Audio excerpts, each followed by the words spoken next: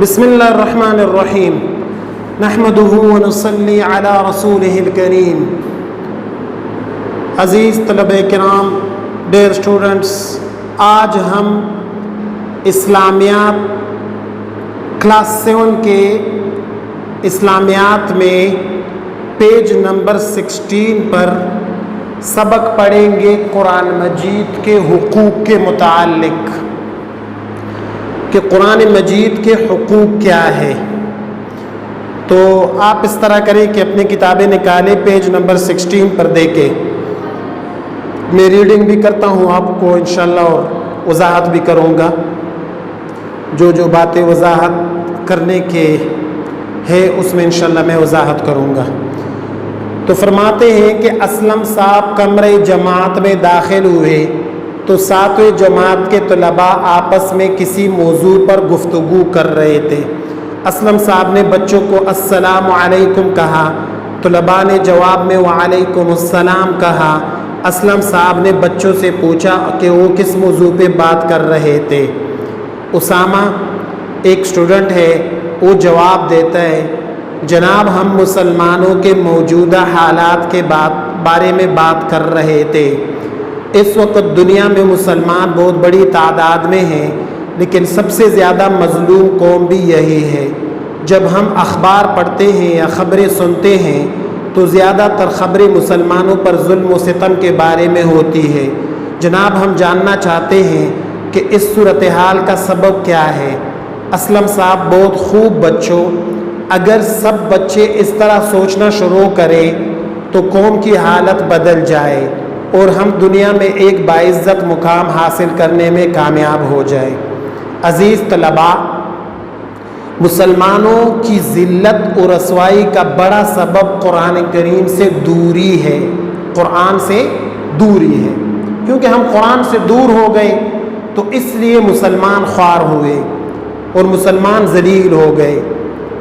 اگرچہ ہمارے ہاں ہر گھر میں قرآن مجید موجود ہے، ہر گھر میں پڑھا ہوا ہے قرآن پاک، ہم اس کی تلاوت بھی کرتے ہیں، اس کا احترام بھی کرتے ہیں، مگر اس کا جو حق ہے ہم اسے ادا کرنے کے لیے تیار نہیں ہیں۔ حالانکہ یہی وہ کتاب ہے جس نے عرب کے رہنے والوں کو دنیا کا امام اور قائد بنا دیا تھا۔ وہ قرآن کے ہر لفظ کو غور سے سنتے اور اس پر عمل کرتے تھے۔ یہ قرآن ہی تھا جس نے انہیں مکمل طور پر بدل دیا اور ایک مثالی انسانی گروہ بنا دیا۔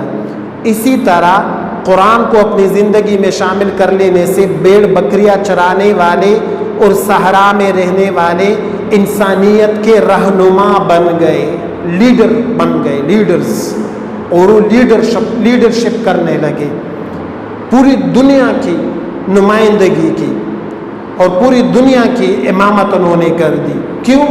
کہ انہوں نے قرآن کو اپنایا۔ اس لیے اقبال نے کہا ہے، او زمانے میں معزز تھے مسلمان ہو کر اور تم خوار ہوئے تارک قرآن ہو کر۔ کہ مسلمان کیوں کامیاب تھے؟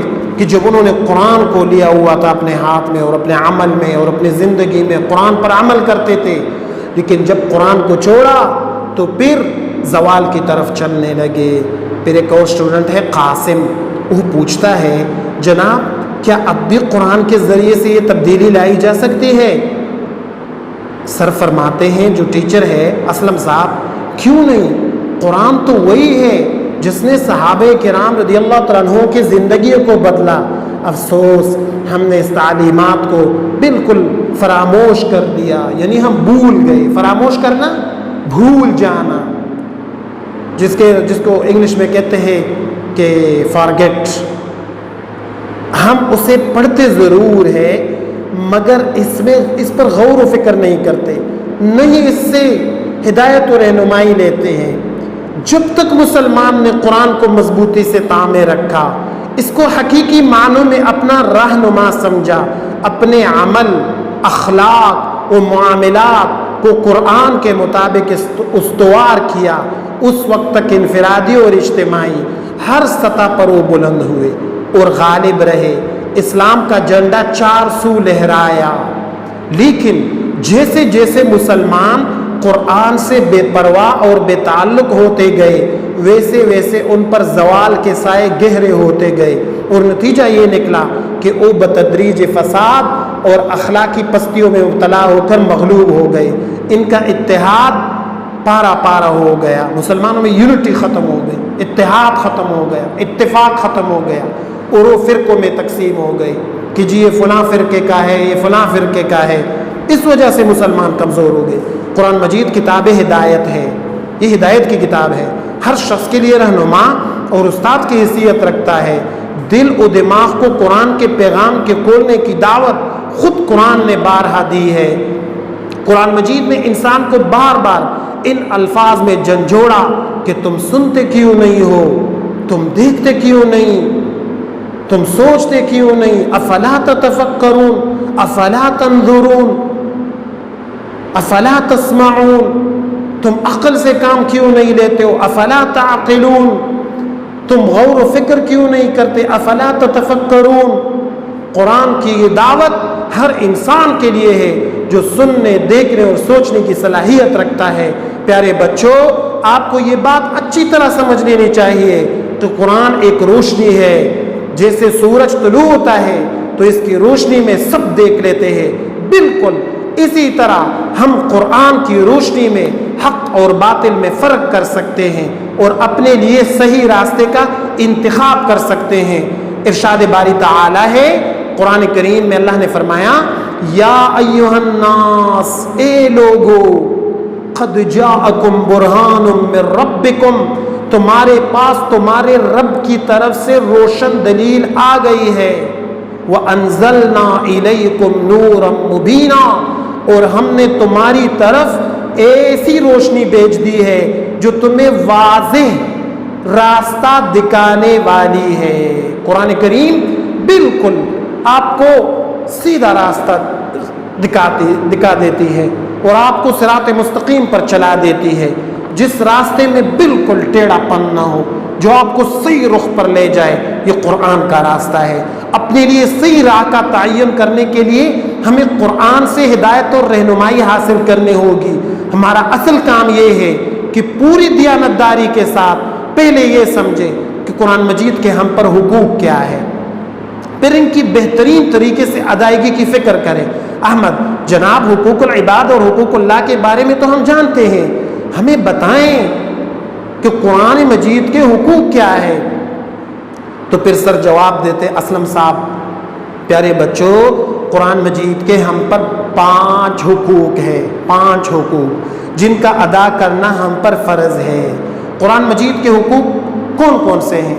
سب سے پہلا حق، قرآن مجید کو اللہ کا کلام ماننا، اس پر ایمان لانا کہ یہ اللہ کا کتاب ہے۔ ذالک الکتاب لا ریب فیہ، یہ کتاب ہے اور یہ اللہ کی کتاب ہے، تنزیل من رب العالمین، یہ اللہ کی طرف سے نازل ہوا ہے۔ تو اس پر ایمان لانا، تو پہلی بات ہم سچے دل سے یقین رکھیں کہ قرآن مجید اللہ کا کلام ہے، یہ کتاب آج بھی بغیر کسی رد و بدل کے اپنی اصلی حالت میں موجود ہے اور دنیا کے تمام لوگوں کے لیے ہدایت ہے، نمبر 1۔ نمبر 2 بات، تلاوت قرآن، یہ قرآن کا دوسرا حق ہے کہ ہم قرآن کی تلاوت کریں، روزانہ قرآن کریم کی تلاوت کو معمول بنائیں، اسے ٹھہر ٹھہر کر اچھی قرت سے پڑھیں۔ دیکھو ہم موبائل کو ٹائم دیتے ہیں، ٹی وی کو ٹائم دیتے ہیں، ہمارے پاس ہر چیز کے لیے ٹائم ہے، گیم کے لیے بھی ایک ٹائم ہوتا ہے، ریفریشمنٹ کے لیے بھی ایک ٹائم ہوتا ہے، لیکن قرآن کے لیے ہمارے پاس وقت نہیں ہے۔ آج ہم قرآن کو صرف طاقوں میں رکھا ہوا ہے، گھروں میں رکھا ہوا ہے برکت کے لیے، باقی پڑھتے نہیں ہیں۔ تو یہ قرآن کا حق ہے کہ ہم اسے، اور ایک حق یہ ہے کہ ٹھہر ٹھہر کر پڑھنا۔ اللہ تعالی نے فرمایا جن لوگوں کو ہم نے کتاب عطا کی ہے وہ اس کتاب کو ایسا پڑھتے ہیں کہ اس کے پڑھنے کا جس طرح حق ہے، یہی لوگ اس پر ایمان رکھنے والے ہیں، اور وہ جو اس کو نہیں مانتے وہ نقصان اٹھانے والے ہیں۔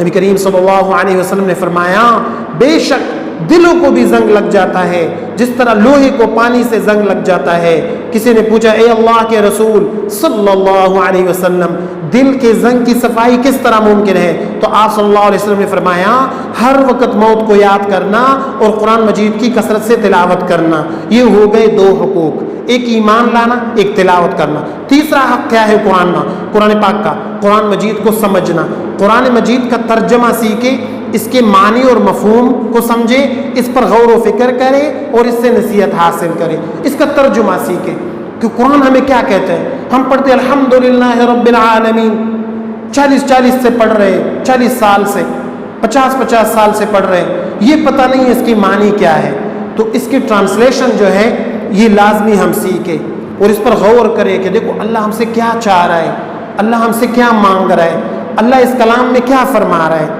ہم تو عجم ہے تو ہمیں ترجمہ لازمی سیکھنا چاہیے اور اس پر غور بھی ہم کریں۔ قرآن مجید کا جو چوتھا حق ہے تو وہ ہے قرآن مجید پر عمل کرنا، قرآن مجید پر عمل کرنا۔ قرآن مجید نے جس چیز کو حلال قرار دیا اسے حلال جانے، جس چیز کو حرام کہہ رہا ہے اس کو حرام جانے۔ قرآن مجید کے ہر حکم اور ہر نہیں کو، حکم یعنی ایک بات کا حکم کرے کہ یہ کام کرو، اس کو حکم کہتے ہیں، نہیں کہتے ہیں ایک چیز سے منع کرے اللہ کہ اس طرح مت کرو، جس طرح قرآن میں ہے وَلَا يَغْتَبْ بَعْضُكُمْ بَعْضًا، ایک دوسرے کی غیبت مت کرو، تو نہیں سے مراد جس چیز سے منع کیا گیا ہو قرآن میں، اور ہر نہیں کو عدل و انصاف پر مبنی مانگے۔ زندگی کے تمام مسائل میں قرآن مجید سے رہنمائی لے، بہترین لیڈنگ کرتا ہے قرآن کریم ہماری۔ جب ہم قرآن کے پیچھے جائیں گے تو قرآن ہمیں سیدھا راستے پر پہنچائے گا اور اپنی منزل تک صحیح طریقے سے پہنچائے گا۔ پانچواں حق قرآن مجید کی تبلیغ، قرآن مجید کی تعلیمات دوسروں تک پہنچائیں۔ نبی کریم صلی اللہ علیہ وسلم نے فرمایا میری طرف سے پہنچا دو خواہ ایک ہی آیت کیوں نہ ہو، صحیح بخاری، یعنی مجھ سے جو باتیں سنتے ہو اللہ کے نبی صلی اللہ علیہ وسلم نے فرمایا آگے پہنچاؤ، مسلمانوں کو ان باتوں کی تبلیغ کرو۔ تو آخر میں فرماتے ہیں عزیز طلباء، ڈیئر اسٹوڈنٹس، مسلمانوں کے موجودہ حالات میں اصل ضرورت اس بات کی ہے کہ قرآن مجید کی طرف رجوع کیا جائے۔ ہماری تقدیر اس وقت تک نہیں بدلے گی اور ہم عزت و سربلندی حاصل نہیں کر سکیں گے جب تک کہ قرآن کا حق ادا نہیں کریں گے۔ خالق کائنات کے کلام اور حدیث کے ہوتے ہوئے ہمیں کسی اور طرف دیکھنے کی ضرورت ہی نہیں۔ عہد حاضر کے علوم ہمیں اس وقت فائدہ دے سکتے ہیں جب ہم قرآن پاک کے معنی و مفہوم کی روشنی میں اسلامی تعلیمات کی حقیقی روح تک رسائی حاصل کر لیں۔ سب بچوں نے استاد کا شکریہ ادا کیا اور عہد کیا، معاہدہ کیا کہ وہ قرآن مجید کی تلاوت کرنے کے ساتھ ساتھ اس کے معنی و مفہوم کو سمجھنے کی کوشش کریں گے اور اپنی زندگی کے ہر پہلو میں اس سے رہنمائی حاصل کریں گے۔ تو گویا یہ آج کا سبق ہمارا ہوا کہ قرآن مجید کے ہم پر حقوق کیا ہے، اس پر ایمان لانا، اس کو صحیح پڑھنا، اس کا ترجمہ اور تفسیر سننا اور اس کے معانی پر غور کرنا، اس کے حلال کو حلال سمجھنا، اس کے حرام کو حرام سمجھنا۔